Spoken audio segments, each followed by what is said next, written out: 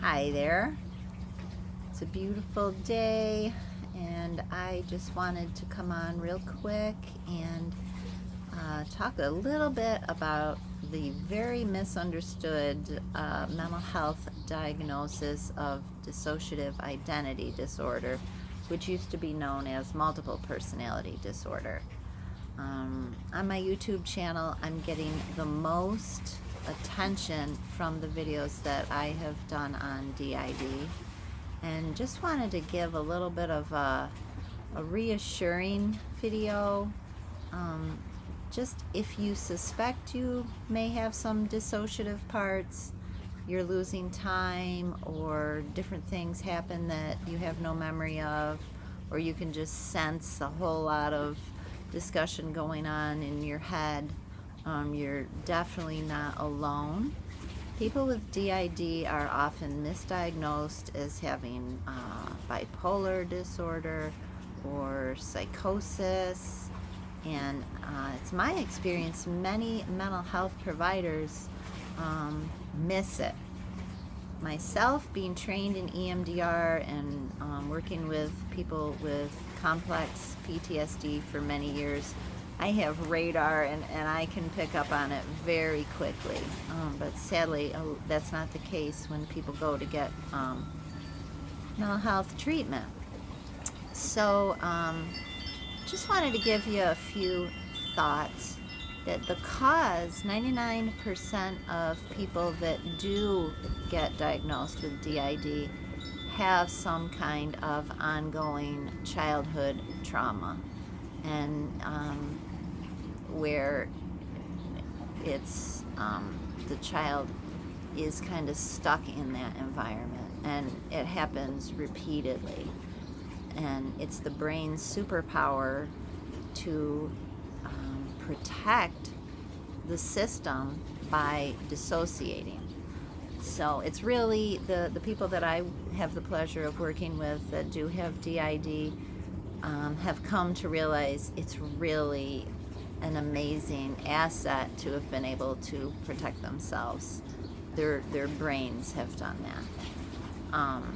I personally believe it's very underdiagnosed because, like I said, many people miss it, and it's very misunderstood. There's lots of stuff, like in movies and things, that portray it to be like something to be feared, and that people who have multiples or alters are violent.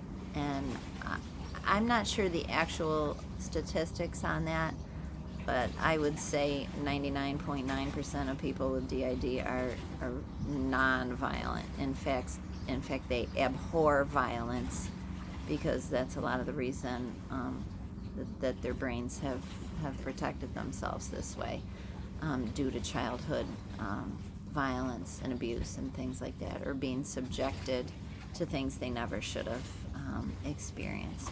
So to try to quell that myth, people with DID are not violent. What I do see that's very consistent is there are self-harming parts, self-destructive parts, and oftentimes suicidal parts. And what I try to help people understand is those suicidal parts, in their own misguided way, are actually trying to help, because they're trying to get the person away from either the chaos in their own minds, the disturbance, the pain, the angst, the feeling that I'm all alone and there's something horribly broken about me. So the suicidal parts are like, hey, we got a solution. Obviously, that's not a viable solution, but working with the parts is very important. If you've watched any of my videos, you know that I'm trained in EMDR, and oftentimes to move forward with EMDR, if someone is highly dissociative, all the parts need to be on board, and having an awareness that there are, most of the time, they're all listening. So we want to honor the parts, respect the parts, try to understand them a little bit more. Lots of times there's fear and phobic responses between the parts. There's some very playful young parts, and then there's some parts that the rest of the system perceives as scary. And it's such a healing process. So if you are trying to get help, definitely look for a therapist that is trained in structural dissociation or internal family systems, EMDR, although just standard protocol EMDR may be a little too much for all of the parts. And please know you're not alone, and there's so much fear and stigma, misconceptions, and that's why I'm making this video, that you're a wonderful person and you've really survived a lot in your life, and now in your healing journey we're hoping to help you thrive, not just survive. So I hope you enjoy the rest of your day, and thanks for your time.